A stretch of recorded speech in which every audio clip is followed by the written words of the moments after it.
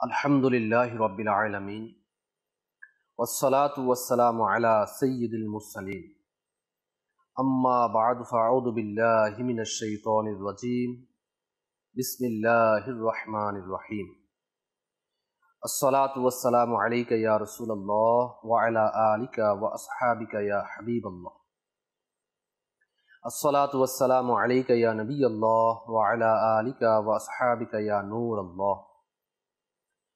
অনুষ্ঠান মুমিনের হাতিয়ার নিয়ে আরো একবার উপস্থিত হয়েছি। যারা আমাদের সাথে এই মুহূর্তে রয়েছেন অথবা পরবর্তীতে সংযুক্ত হবেন, সকলকে জানাই অনুষ্ঠানে স্বাগত। আপনারা নিশ্চয়ই অবগত রয়েছেন, অনুষ্ঠান মুমিনের হাতিয়ারে আমরা দোয়া সম্পর্কিত আদব, মূলনীতি, শর্তসমূহ নিয়ে আলোচনা করছি। ধারাবাহিকভাবে আলোচনা চলছে। আজকের এ পর্বে আমরা বিশেষ কিছু আলোচনা করব যে দোয়ার মধ্যে আমাদের কোন কোন বিষয়ে লক্ষণীয়, কোন কোন বিষয় আমাদের পরিত্যাজ্য, কোন কোন বিষয় আমাদের গ্রহণযোগ্য রয়েছে, সেগুলো আমরা জানবো, শুনবো, যাতে করে দোয়া করার সময় আমরা এগুলো লক্ষ্য করতে পারি। ভালো ভালো নিয়ত আমরা করে নিই। আল্লাহ রাসূল সাল্লাল্লাহু আলাইহি সাল্লামের সন্তুষ্টি অর্জন এবং সওয়াব অর্জনের লক্ষ্যে আমরা অনুষ্ঠান মুমিনের হাতিয়ার দেখবো ইনশাআল্লাহ তাআলা। শিক্ষণীয় মাদানী ফুলগুলো নিজে শিখবো, অন্যের নিকট পৌঁছে সওয়াবের ভাগিদার হব। যখন সাল্লু আলাল হাবিব বলা হবে, আমরা যে কোনো একটি দুরূদ শরীফ পাঠ করে নেব ইনশাআল্লাহ তাআলা। দুরূদ পাকের অগণিত ফজিলত এবং বারাকাত রয়েছে। কিবলা শেখ তরিকাত আমির আহলে সুন্নাত দাওয়াত ইসলামের প্রতিষ্ঠাতা আবু বিলাল মুহাম্মদ ইলিয়াস আতার কাদরি দামাত বারাকাতুহু আলিয়া তার লিখিত রিসালা জিয়ায়ে দুরুদ ও সালামের মধ্যে উল্লেখ করেছেন, হাদিস শরীফ নকল করেছেন যে নবী রাহমাত শফি উম্মত আল্লাহ তাআলা শেষ নবী হুজুরপুর নূর সাল্লাল্লাহু তাআলা আলাইহি ওয়া আলিহি ওয়াসাল্লাম ইরশাদ করেন, যে ব্যক্তি জুমার দিন আমার উপর ৮০ বার দরুদ শরীফ পাঠ করবে, তার ৮০ বছরের গুনাহ ক্ষমা হয়ে যাবে। সাল্লু আলাল হাবিব সাল্লাল্লাহু তাআলা আলা মুহাম্মদ সাল্লাল্লাহু তাআলা আলাইহি ওয়া আলিহি ওয়াসাল্লাম। দোয়া করার সময় যে বিষয়গুলো আমাদের লক্ষণীয়, তার মধ্যে একটি হচ্ছে সুস্বাস্থ্য, সম্পদের প্রাচুর্য ও সুখ শান্তির সময় বেশি বেশি দোয়া করা, যাতে দুঃখ কষ্টের দিনে আল্লাহ তাআলার নিকট দোয়া করতে ভুল না হয়। হাদিস শরীফে উল্লেখ রয়েছে, তিরমিজি শরীফ as-সুনান কিতাবুদ দাওয়াত এর মধ্যে উল্লেখ রয়েছে, যে ব্যক্তি আশা করে যে আল্লাহ দুর্দিনে তার দোয়া কবুল করবেন, তাহলে তার উচিত সুসময়ে বেশি বেশি প্রার্থনা করা। আমাদের ক্ষেত্রে কিন্তু এটা অনেক অংশে উল্টো। আমরা যখন সুখে থাকি, আমরা যখন ভালো থাকি, আমরা যখন শান্তিতে থাকি, কোনো দুঃখ কষ্ট নেই, তখন কিন্তু আল্লাহকে আমরা ভুলে বসি। নিঃসন্দেহে এটা আমাদের জন্য করাটা ঠিক না।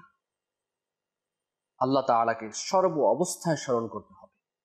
যখনই আমরা কোনো বিপদে পড়ে যাই, তখন আমরা বেশি বেশি দান সদকাও করি, বেশি বেশি দোয়াও করি এই বিপদ থেকে উদ্ধারের জন্য, নামাজি হয়ে যাই। দেখবেন, লক্ষ্য করবেন আমাদের সমাজের মধ্যে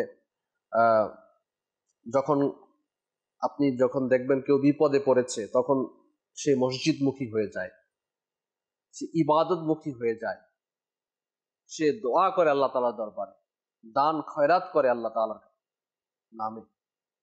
আবার যখন দেখবেন অনেকে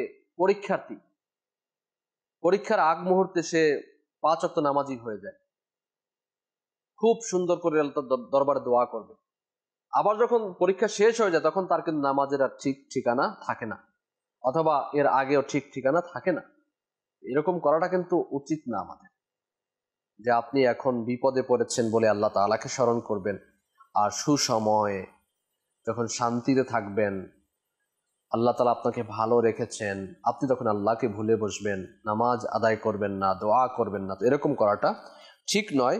এজন্য বলা হয়েছে সুস্বাস্থ্য, সম্পদের প্রাচুর্য এবং সুখ শান্তির সময় আল্লাহ তাআলাকে বেশি বেশি স্মরণ করতে হবে, যাতে করে দুঃখ কষ্টের দিনে আল্লাহ তাআলার নিকট দোয়া করতে ভুল না হয়, তখন আল্লাহ তাআলা দোয়া যাতে কবুল করেন, সেজন্য আমাদের এই জিনিসটি লক্ষ্য রাখতে হবে। আরেকটি বিষয়, কেউ যদি তার আকাঙ্ক্ষার শেষ পরিণতি সম্পর্কে নিশ্চিত না থাকে, তাহলে দোয়ার সাথে ভালো বা মন্দ কোনো শর্ত যোগ না করে দোয়া না করা। আলা হযরত রাহমাতুল্লাহ আলাইহি লিখেন যে এর কারণ এই যে কেউ হয়তো কোনো বিষয়কে নিজের জন্য কল্যাণকর মনে করলো, প্রকৃতপক্ষে তার জন্য সেই বিষয়টি অকল্যাণকর রয়েছে। এখন কোনটা কল্যাণকর কোনটা অকল্যাণকর সেটা তো আপনি আমি নিঃসন্দেহে জানি না, এটা আল্লাহ তাআলাই ভালো জানেন।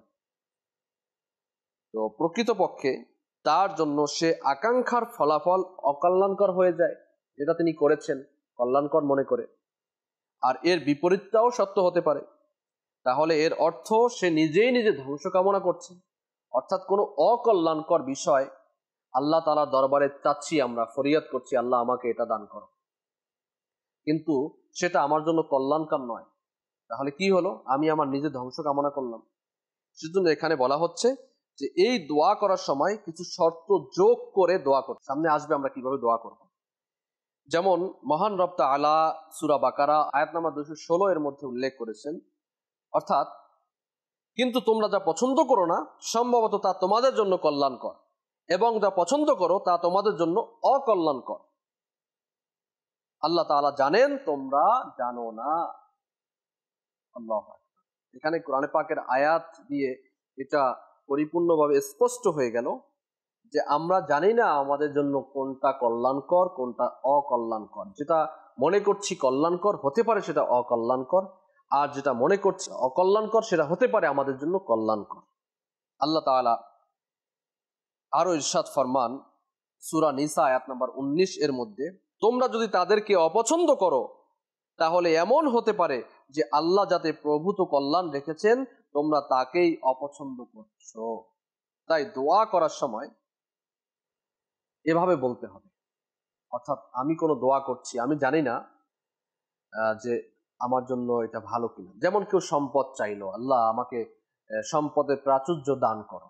এখন হতে পারে যে আপনি সম্পদের প্রাচুর্য পেয়ে দোয়া কবুল হয়ে গেল, আপনি অনেক সম্পদের অধিকারী হলেন।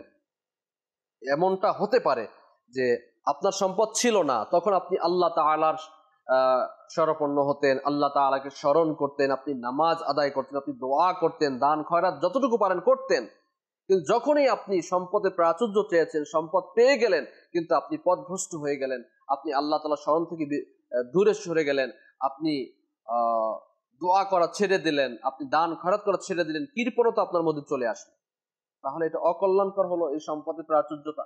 যেমনই ভাবে বর্ণিত রয়েছে যে নবী পাক সাল্লাল্লাহু আলাইহি সাল্লামের দরবারে জৈনক ব্যক্তি আরজ করলেন, ইয়া রাসূলুল্লাহ সাল্লাল্লাহু আলাইহি ওয়াসাল্লাম, আমি সারমর্ম আরজ করছি যে আমি খুব অভাব অনটনের মধ্যে রয়েছে, আমার জন্য দোয়া করুন। রাসূল সাল্লাল্লাহু আলাইহি ওয়াসাল্লাম দোয়া করলেন তার জন্য, তিনি সম্পদে প্রাচুর্য হলেন, তার বকরিতে ক্ষেত খামার ভরে গেল, মাঠকে মাঠ ভরে গেল। যখন তার কাছে যাকাতের জন্য প্রেরণ করা হলো তখন দেখা গেল সে যাকাত যদি আদায় করে তাহলে অনেক সম্পদ তাকে দিয়ে দিয়ে, তখন এটাকে সে যাকাত মনে না করে এটাকে সে মনে করলো এটা কর আদায় করা হচ্ছে, এ বলে সে যাকাত দিতে অস্বীকার করলো। নবী পাক সাল্লাল্লাহু আলাইহি ওয়াসাল্লাম তিনি যাকাত গ্রহণ করলেন না। পরবর্তীতে সিদ্দিকে আকবর রাদিয়াল্লাহু তাআলা আনহু যাকাত গ্রহণ করলেন না। এভাবে করে লম্বা হাদিসে পাক, তো তার যাকাত গ্রহণ করা হয়নি। তার এই সম্পদ তাকে ভালো পথে নিয়ে যায়নি, কৃপণতার মধ্যে চলে আসলো, এবং সেই সম্পদ তাকে যাকাত আদায়ের ক্ষেত্রে উৎসাহিত নয় বরং নিরুৎসাহিত করেছে। অথচ যার সম্পদ রয়েছে তার জন্য উচিত হচ্ছে যাকাত আদায় করা, যতই টাকা হোক না কেন। শতকরা 2.5% যাকাত আদায় করতে হবে। আপনি কর দিচ্ছেন সরকারকে, এটা যাকাত নয়, যাকাত আলাদা সাবজেক্ট, আপনাকে আদায় করতে হবে। শতকরা 2.5% যাকাত আদায় করতে হবে। আপনার যেখানে গচ্ছিত টাকা রয়েছে, সম্পদ রয়েছে, ব্যবসায়িক পণ্য রয়েছে, এগুলো হিসেব করে যদি 1 বছর পূর্ণ হয়, আমরা অনেকেই রমজান মাস বলে থাকি রমজান মাসে যাকাত আদায় করব, এটা কিন্তু আমাদের কনসেপ্ট ঠিক না। যদি রমজান মাস ছাড়াও অন্য মাসে আপনার 1 বছর পূর্ণ হলো আপনার সম্পদের মালে নিসাবের, তখন কিন্তু আপনার উপর ওই সময় যাকাত আপনার ওয়াজিব হয়েছে, ওই সময় আপনাকে আদায় করতে হবে। আপনি বিলম্বিত করে রমজান পর্যন্ত আসলেন, এটা আপনি গুনাহগার হলেন। আল্লাহ তাআলা আমাদেরকে বোঝার তৌফিক দান করুন। এজন্য দোয়ার সময় আপনি যা কিছু চাচ্ছেন, দুনিয়াবি সম্পদ চাচ্ছেন, যা কিছু চাচ্ছেন, আপনি মনে করছেন যে আপনার জন্য এটা কল্যাণকর, তো তাহলে এভাবে দোয়া করতে হবে, হে আল্লাহ আমাকে এই জিনিস দান করুন ও তাকে আমার জন্য দুনিয়া ও আখিরাতের কল্যাণকর করে দিন। কত সুন্দর একটা কথা। আল্লাহ, আমরা কি কখনো করেছি এরকমের দোয়া? হয়তো বা না। আজকে আমরা শিখলাম এই অনুষ্ঠান থেকে। আজকের থেকে মনে রাখবেন, যখনই আপনি আল্লাহ তাআলার দরবারে সম্পদ চাইবেন, আল্লাহ আমাকে সম্পদ দান করো এবং এই সম্পদ যাতে করে দুনিয়া এবং আখিরাতে আমার জন্য কল্যাণকর হয় সেভাবে করে দাও। আল্লাহ আমাকে অমুক জিনিস দান করো যাতে আমার দুনিয়া এবং আখিরাত উত্তম হয় সেই ব্যবস্থা করে দাও। এই কথাটুকু যদি লাগিয়ে আপনি দোয়া করেন তাহলে ইনশাআল্লাহ তাআলা আল্লাহ তাআলা আপনার এই সম্পদকে, আপনার এই জিনিসকে আপনার দুনিয়া এবং আখিরাতের কল্যাণকর হিসাবে আল্লাহ তাআলা কবুল করবেন ইনশাআল্লাহ তাআলা। কিন্তু যে দোয়ার বরকত ও কল্যাণ সুস্পষ্ট, সে বিষয়ে এই দোয়া করা যাবে না। যেমন জান্নাত আপনি কামনা করছেন, আল্লাহ আমাকে জান্নাত দান করো, হে আল্লাহ আমাকে দোজখের আগুন থেকে বাঁচাও, আমিন। এ দোয়ার সাথে এ দোয়া ওইটা রাখার দরকার নেই। দুনিয়াবি কোনো হাজতকে যদি আপনি পূরণ করতে চান তখন আপনি এ ধরনের দোয়া করা যে আল্লাহ আমাকে অমুক জিনিস দান করো এবং দুনিয়া এবং আখিরাতের কল্যাণকর করে দান করো। আশা করি বুঝাতে পেরেছি। তো আমরা ইনশাআল্লাহ তাআলা এভাবে আমরা দোয়া করবো ইনশাআল্লাহ তাআলা। সাল্লু আলাল হাবিব সাল্লাল্লাহু তাআলা আলা মুহাম্মদ সাল্লাল্লাহু তাআলা আলাইহি ওয়া আলিহি। সম্মানিত দর্শক শ্রোতা, আল্লাহ তাআলা আমাদেরকে এ সকল বিষয়গুলো স্মরণ রেখে এর উপর আমল করার তৌফিক নসিব করুন এবং এ সকল বিষয় স্মরণ রেখে দোয়া করার তৌফিক দান করুন। আলা হযরত আজিমুল বরকত আজিমুল মারতাবাত পরওয়ানে শাম রিসালাত ইমাম আহমদ রাজা খান রাহমাতুল্লাহি তাআলা আলাইহি তিনি বলেন যে গোপনে দোয়া করবে, নির্জনে দোয়া করা, গোপনে দোয়া করা। হাদিস শরীফে বর্ণিত রয়েছে যে গোপনে অর্থাৎ নির্জনে দোয়া প্রকাশ্য জনসম্মুখে দোয়া থেকে 70 গুণ বেশি কার্যকর। আপনি গোপনে দোয়া করবেন, তাহাজ্জুদের সময় উঠে দোয়া করা, এটা অনেক কার্যকরী একটি দোয়া, যা আপনি লোক সম্মুখে দোয়া করার চেয়ে 70 গুণ বেশি বলা হয়েছে, দরজা উত্তম বলা হয়েছে। আল্লাহ হযরত একটি ঘটনা উল্লেখ করেছেন যে 1304 হিজরির মুহররম মাসের শেষ দিকে আমি বাদায়ুনে অবস্থিত মাদ্রাসায় তায়েবা কাদেরিয়া যাওয়ার জন্য রওনা হই। সেখানে আমি স্বপ্নে সুন্দর হস্তাক্ষরে লিখিত একখণ্ড বুখারী শরীফ দেখতে পাই। স্বপ্নে দেখতে পাচ্ছি সেখানে একটি হাদিস শরীফের ব্যাখ্যায় সাইয়েদুনা ইমাম শাফিঈ রাহমাতুল্লাহি তাআলা আলাইহি এর নোট দেখতে পাই। সূর্যের কিরণে করা একটি দোয়া ছায়াতে 17 বার দোয়ার চেয়ে উত্তম। তো আলা হযরত রাহমাতুল্লাহি তাআলা আলাইহি বললেন যে এ স্বপ্নের পূর্বে আমি এরকম কোনো হাদিস পড়িনি। আমি এই বিষয়ে বিশিষ্ট আলিম হযরত আল্লামা মাওলানা মুহাম্মদ আব্দুল কাদির ওসমানী কাদরি বাদায়ুনি রাহমাতুল্লাহি তাআলা আলাইহি এর সাথে আলাপ করি। আমি জানতে চাই যে তিনি এরকম কোনো হাদিস সম্পর্কে জানেন কিনা। তো তিনি না সূচক জবাব দিয়ে বললেন, আল্লাহই সবচেয়ে ভালো জানেন। এরপর বেশ কয়েক মাস কেটে গেল। আমি নিজ বাড়িতে আবার একই স্বপ্ন দেখি। আল্লাহ হযরত বললেন যে আমি আবারও একই স্বপ্ন দেখি। এখানেও আমি আমার সামনে একখণ্ড বুখারী শরীফ দেখি, এর প্রকাশক আহমদী পাবলিশার্স। এখানে আমি একটা অধ্যায় দেখতে পেলাম যেখানে মুয়াজ্জিনের আজান সুন্নাত সমর্থিত কিনা সে বিষয়ে আলোচনা করা হয়েছে। তাতে সাইয়েদুনা জাবির বিন আব্দুল্লাহ রাদিয়াল্লাহু তাআলা আনহুর মন্তব্য সন্নিবেশিত হয়েছে। এভাবে কেন তার আজান সহি হবে না যখন আমাদের শহরে সর্বোত্তম ফকিহ ও প্রখ্যাত আলিমে দ্বীন আবু হানিফা রাহমাতুল্লাহি তাআলা আলাইহি তার আজান শুনেছেন। প্রায় সব ক্ষেত্রে যে কোনো স্বপ্নের তাবির প্রয়োজন হয়। আমি আমার নিজস্ব বোধ অনুযায়ী স্বপ্নের ব্যাখ্যা করলাম, তা হচ্ছে সাইয়েদুনা জাবির রাদিয়াল্লাহু তাআলা আনহু যদি একজন মহান সাহাবী এবং নবী করিম সাল্লাল্লাহু আলাইহি সাল্লামের পবিত্র সোহবত ও জামানার বরকত লাভে ধন্য হয়েছেন, তথাপি সাইয়েদুনা ইমামে আজম আবু হানিফা রাহমাতুল্লাহি তাআলা আলাইহি সম্পর্কে যিনি ছিলেন একজন তাবী, এরকম মূল্যায়নের ফলে তার আপন মর্যাদা কোনো কর্মেই খাটো বা ক্ষুণ্ণ হয়নি। সর্বশক্তিমান আল্লাহই ভালো জানেন। তো আলা হযরত রাহমাতুল্লাহি তাআলা আলাইহি স্বপ্নের ব্যাপারে বললেন, এটা যে তিনি স্বপ্নে দেখলেন এটা, যে সূর্যের কিরণে করা একটি দোয়া ছায়াতে 17 বার দোয়ার চেয়ে উত্তম। আল্লাহ তাআলা ভালো জানেন। তো আরেকটি জায়গায় আলা হযরত লিখেন যে দোয়া করার পূর্বে ভালোভাবে মিসওয়াক করে নেয়। দোয়া করার পূর্বে ভালোভাবে মিসওয়াক করা, মুখকে সাফ করে নেওয়া, পরিষ্কার করে নেওয়া। কারণ দোয়া হলো আল্লাহর প্রশংসার জন্য প্রস্তুতি। দাঁতের বা মুখের দুর্গন্ধ এই পরিস্থিতিতে এটা অনুপযোগী। ধূমপায়ী ও তামাক সেবীদের জিকির, সালাত ও দোয়ার সময় এ বিষয়ে বিশেষ খেয়াল রাখা উচিত। যারা ধূমপান করে, যারা তামাক দ্রব্য পান করে থাকে, যারা পান জর্দা খেয়ে থাকে, তো তাদের উচিত এ বিষয়ে খেয়াল রাখা, মুখকে ভালোভাবে সাফ করা, পরিষ্কার করা। প্রিয় হাবিব রসুল করিম রউফ রহিম সাল্লাল্লাহু তাআলা আলাইহি ওয়াসাল্লাম মসজিদে যাওয়ার পূর্বে কাঁচা পেঁয়াজ ও রসুন খেতে নিষেধ করেছেন। দোয়ার ব্যাপারেও এই নিয়ম প্রযোজ্য। তিনি আরো বলেছেন, মিসওয়াক দয়াময় রবের কাছে খুবই প্রিয়, তাই একথা অনস্বীকার্য যে আল্লাহ সন্তুষ্ট হলে বান্দা অফুরন্ত নেয়ামত প্রাপ্ত হবে। তাই দোয়ার সময়, এখানে মূল বিষয় হচ্ছে দোয়ার সময় আমাদের মুখ, দাঁতকে সাফ করতে হবে যাতে মুখ থেকে দুর্গন্ধ না আসে। আর সাফ করতে হলে মিসওয়াক যেহেতু সুন্নতে মুবারাকা রয়েছে, মিসওয়াক করে নেই উচিত। মিসওয়াক হচ্ছে গাছের ছোট ডাল, প্রায় 20 সেন্টিমিটার লম্বা, যা দাঁতের ব্রাশ হিসাবে ব্যবহার করা হয়। যিনি ব্যবহার করে তার হাতের 1 বিঘত পরিমাণ হলে সবচেয়ে ভালো, এর বেশি মোটা হওয়া উচিত না, এবং কনিষ্ঠ আঙ্গুল বরাবর এতটুকু মানে মোটা হওয়া উচিত, বেশি মোটা হওয়া উচিত না।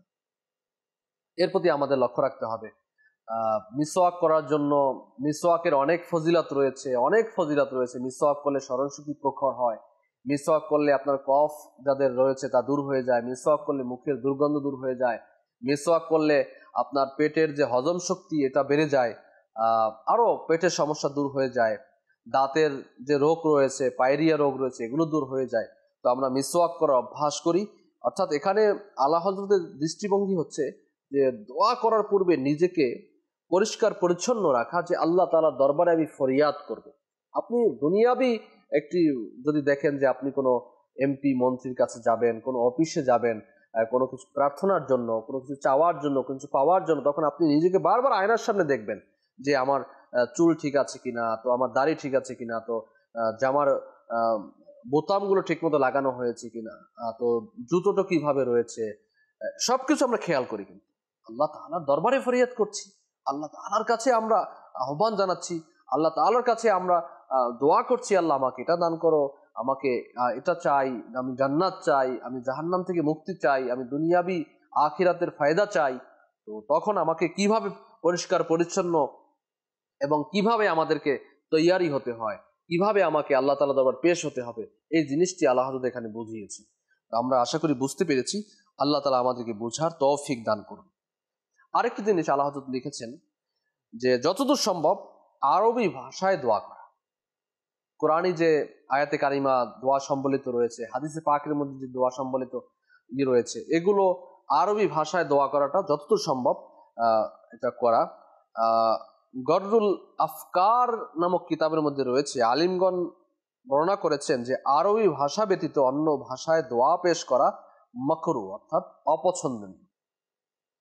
তো এ বিষয়ে অন্যান্য ওলামায়ে কেরামের অভিমত রয়েছে। আবার আলা হযরত এখানে ব্যাখ্যাও করেছেন যে ইমাম আহমদ খান রহমতুল্লাহ আলাইহি বলেন যে মুসলমান আরবি ভাষা বুঝে না অথবা জানে না, সে যদি আল্লাহ তাআলার কাছে নিজ ভাষায়, নিজ মাতৃভাষায় দোয়া করেন, তাহলে এটা মানে অপছন্দনীয় নয় এবং এটা করা যাবে এবং ক্ষতির কিছু নেই। যদি কেউ এর অর্থ শিখে তারপরও দোয়ায় সে ভাষার প্রয়োগে অসুবিধা বোধ করে, তাহলে সে আল্লাহর প্রতি মনোসংযোগ করার পরিবর্তে ভাষার অর্থের প্রতি মনোযোগ দিতে বাধ্য হবে। আন্তরিক মনোনিবেশ ও অখণ্ড মনোযোগ দোয়ার জন্য গুরুত্বপূর্ণ বিষয়। তাই আমাদেরকে, আমরা যারা পারি আরবিতে দোয়া করব। বিশেষ করে একটি দোয়া আমরা সকলেই জানি, আল্লাহুম্মা রাব্বানা আতিনা ফিদ দুনিয়া হাসানা ওয়া ফিল আখিরাতি হাসানা ওয়া কিনা আযাবান নার। এই দোয়া কোরআনী দোয়া রয়েছে, জামিউ দোয়া, সকল দোয়ার মজমুয়া হচ্ছে এটা দোয়া, সকল দোয়ার সমষ্টি হচ্ছে দোয়া, আল্লাহ দুনিয়া এবং আখিরাতে আমাদেরকে হাসানা, উত্তম কিছু দান করো, জাহান্নামের আযাব থেকে বাঁচাও। তো আমরা এই দোয়া করি ইনশাআল্লাহ তাআলা, অথবা শিখে নেই আমরা, আল্লাহ চাহে তো এই আরবি দোয়াও করব অথবা মাতৃভাষায় আমরা দোয়া চাইতে পারি ইনশাআল্লাহ তাআলা। এর প্রতি আমরা খেয়াল রাখবো। আলা হযরত যে ব্যাপারটি আমাদেরকে গুরুত্বের সাথে বলেছেন, আমরা ইনশাআল্লাহ গুরুত্ব দিয়ে এর উপর আমল করার চেষ্টা করব। আল্লাহ তাআলা আমাদেরকে তৌফিক দান করুন। সম্মানিত দর্শক শ্রোতা, আজ এ পর্যন্তই। আমরা টাইমের অভাবে আরো কিছু আলোচনা বাকি রয়েছে, ইনশাআল্লাহ তাআলা আগামী পর্বে করার চেষ্টা করব। আজকের যেগুলো আমরা শিখলাম খুবই গুরুত্বপূর্ণ আলোচনা ছিল, বিশেষ করে দোয়ার পূর্বে মিসওয়াক করা এবং দোয়ার সময় অর্থাৎ সুস্বাস্থ্য, প্রাচুর্য, সম্পদ এবং শান্তিতে যখন আমরা থাকি, ভালোভাবে যখন থাকি, তখন আমরা বেশি বেশি আল্লাহ তাআলাকে স্মরণ করা এবং দোয়া করব, যাতে করে যখন অসুস্থ হয়ে যাব তখন যে দোয়া করবো সেই দোয়া কবুল হয়। এবং আরেকটি বিষয় আমরা জেনেছিলাম, তা হচ্ছে গোপনে দোয়া করা। গোপনে দোয়া করার ব্যাপারে 70 গুণ বেশি বলা হয়েছে প্রকাশ্যে দোয়া করার ক্ষেত্রে। সে বিষয়টি আমরা লক্ষ্য রাখবো ইনশাআল্লাহ তাআলা। পাশাপাশি যতদূর সম্ভব আরবি ভাষায় আমরা দোয়া করবো। আল্লাহ তাআলা আমাদেরকে তৌফিক দান করুন। আজকের যা শ্রবণ করেছি এর উপর আমল করে দোয়া করা তৌফিক দান করুন। আমিন বিজাহিন নবিয়িল আমিন সাল্লাল্লাহু তাআলা আলাইহি ওয়া আলিহি ওয়াসাল্লাম।